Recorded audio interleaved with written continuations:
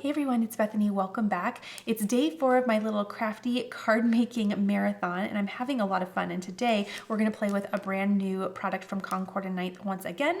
And they did send this over to me because I am guest designing for them for March. I'm having so much fun, and I am going to bring in a lot of color for this cute stamp set. This is their Spring Bunny stamp set. Look at all the options we have here, and then check out the coordinating dies. I am in love with that scallop circle, and we are absolutely bringing that in today. So let's go ahead and get started. This is going to be really fun. What I thought is we're going to have some fun with some paper strips. So I pulled some of my favorite colors. I'll do my best to link them down below. Actually, I should know these. This is powder, this is watermelon, nectar, creamsicle, and I think this is lemongrass. So I will link all of the cardstock down below, but just know those are the colors. And if you do not have this cardstock, go get some now. It makes card making so simple because all the colors are just so beautiful and fun. All right, so the first thing I'm going to do is bring in a paper trimmer, and I want to do, let's focus on maybe 3/4 of an inch strips, but I think my top and bottom might be a tad bigger. So let me decide first and foremost on my order for color. And I'm thinking my color order will be something like, I think I'm gonna do that actually. I think I like that. Okay, so for my first color, again, I am going to do,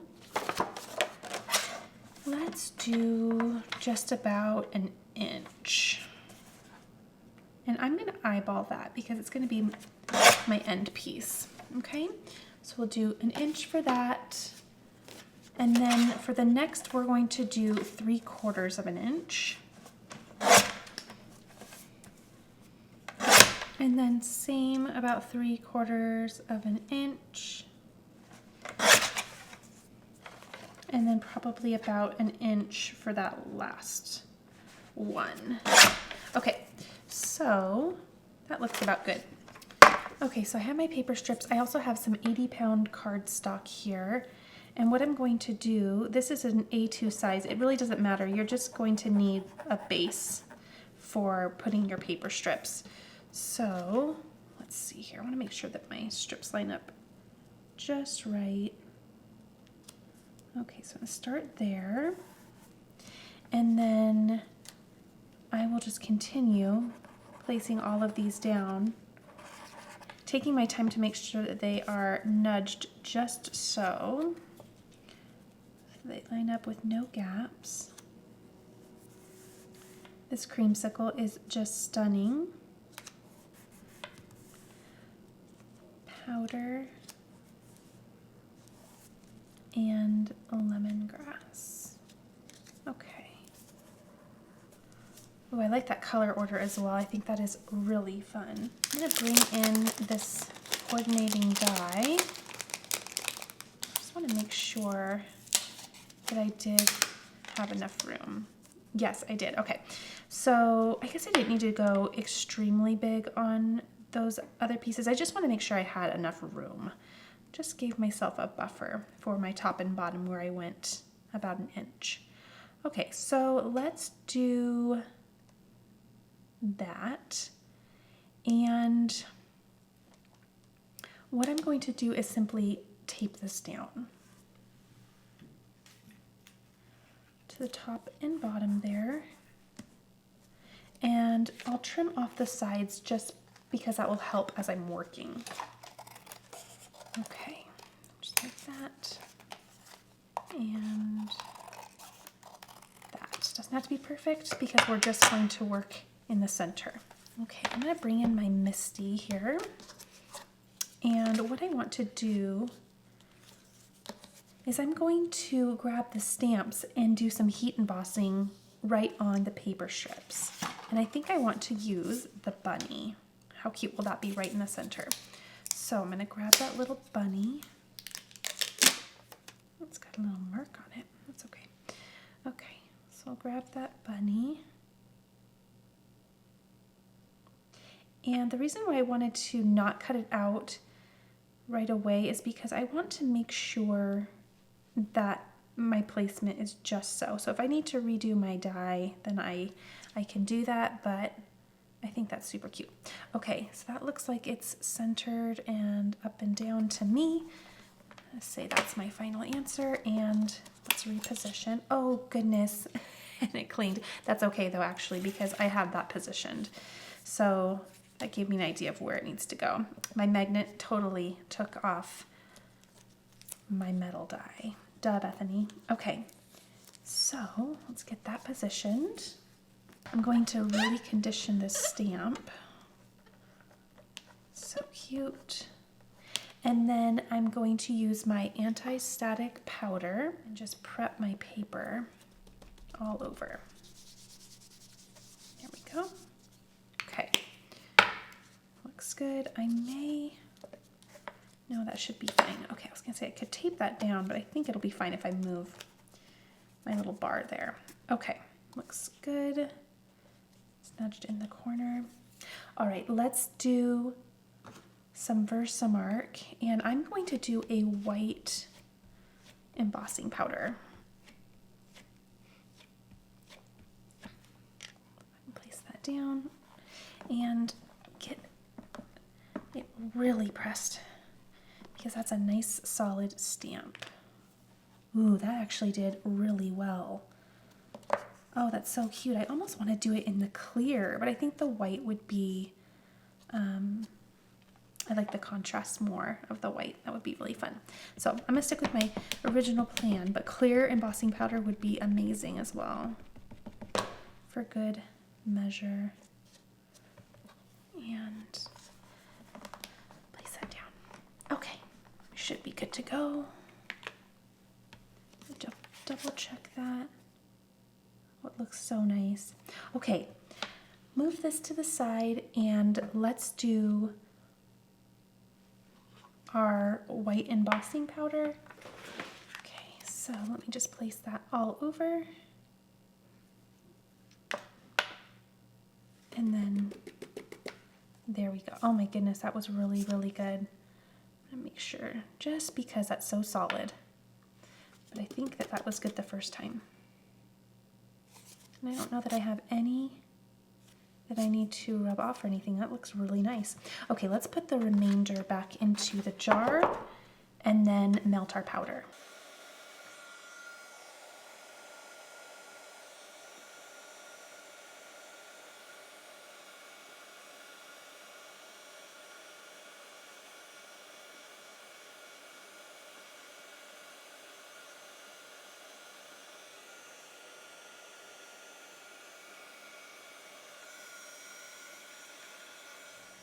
Oh my goodness, how cute is that?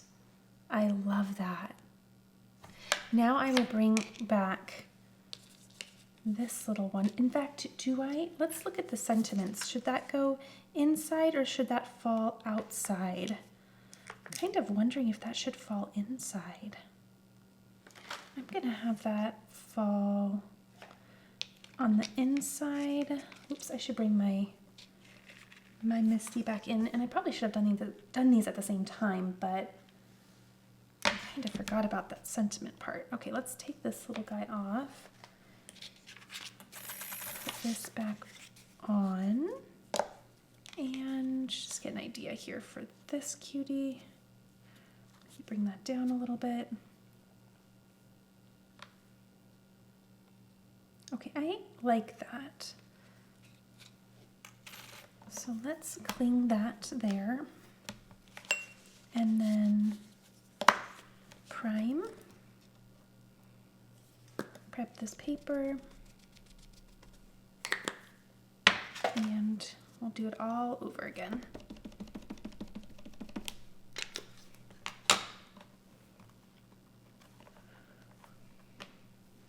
Oh, so sweet.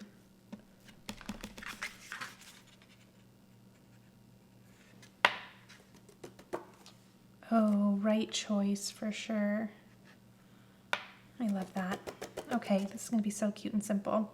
Make sure there's no other, yep, we're good to go.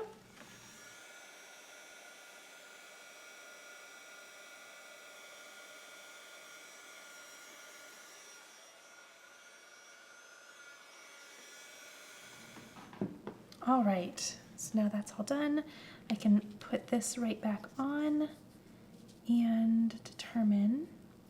Tape goes right back on, and let's send this through my Gemini Junior, and it's also going to help get it nice and flat again, which was another reason why I wanted to do all my embossing first, because then we can just run this through, flatten that right back out, and be good to go.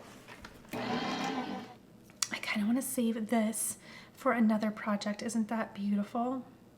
Okay, we're going to just sneak a little glue right under this paper strip. Quick forgiveness, and there we go.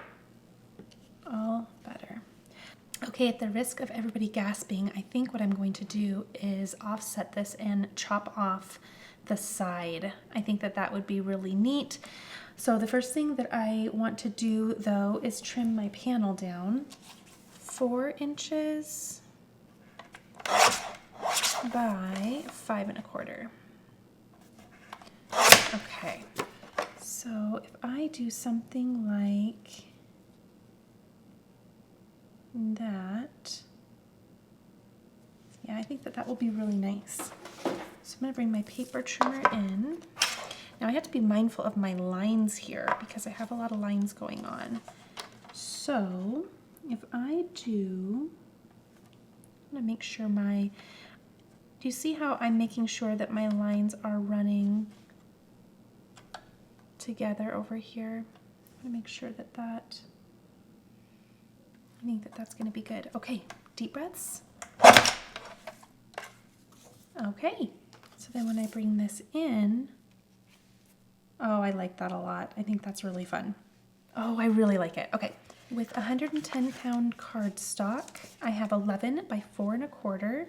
I am going to put my score at 5 1/2, just right here. And then I'll have a top folding A2 size card, and that is 4 1/4 by 5 1/2. Okay, so I have my tiny little panel here. I'm gonna first add foam tape to that, and then because it's just fun, I'll add foam tape to the back of my little scalloped paper strips as well. And just give this a whole bunch of dimension. And there we are. And let's get this nice and straight. There's our nice panel, like that. Okay, bumping this up, yep, always. There we go, okay. Let's put that right there.